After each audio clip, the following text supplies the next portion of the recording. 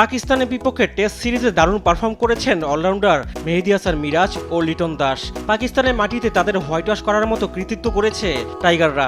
অবিশ্বাস্য হলেও এটাই বাস্তব। দুই টেস্টেই পাকিস্তানের বিপক্ষে দাপুটে জয় পেয়েছে শান্তর দল, আর দুই টেস্টে জয়ে বড় ভূমিকা রেখেছেন এই দুই অভিজ্ঞ ক্রিকেটার। রাওয়ালপিন্ডিতে প্রথম টেস্টে বাংলাদেশের জয়টা ছিল দারুণ রকমের একটা অভিজ্ঞতা। পাকিস্তান প্রথম ইনিংসে প্রায় 450 রান করে।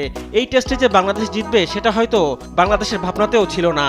এই কাজটাই করে দেখিয়েছেন টাইগাররা, আর এতে বড় অবদান ছিল মিরাজের। পাকিস্তানের 450 রানের জবাবে বাংলাদেশ প্রথম ইনিংসে 117 রানের লিড পেয়েছিল, যেটা ম্যাচের পার্থক্য করে দেয়। আর এতে বড় অবদান ছিল মিরাজের।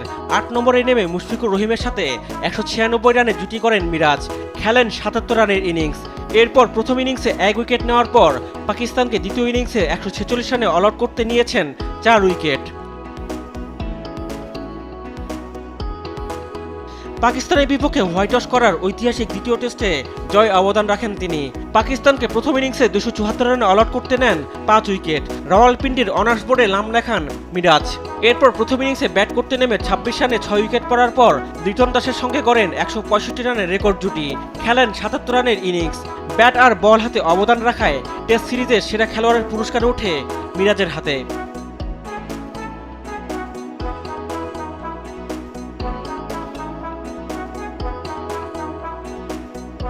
পাকিস্তানের বিপক্ষে হোয়াইট ওয়াশ করার সিরিজে অবদান রাখেন লিটন দাসও।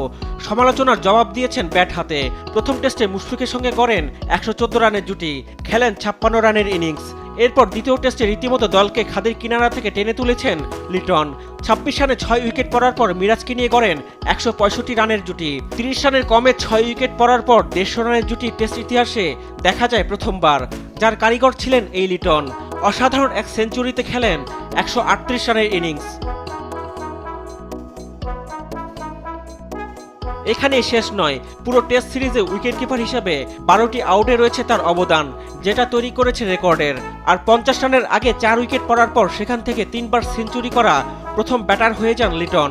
138 রানের ইনিংস খেলার সময় এই রেকর্ড করেন তিনি। ম্যাচ সেরার পুরস্কার ওঠে লিটন দাসের হাতে। রিফাত আঞ্জুম, দেশ টিভি, স্পোর্টস ডেস্ক।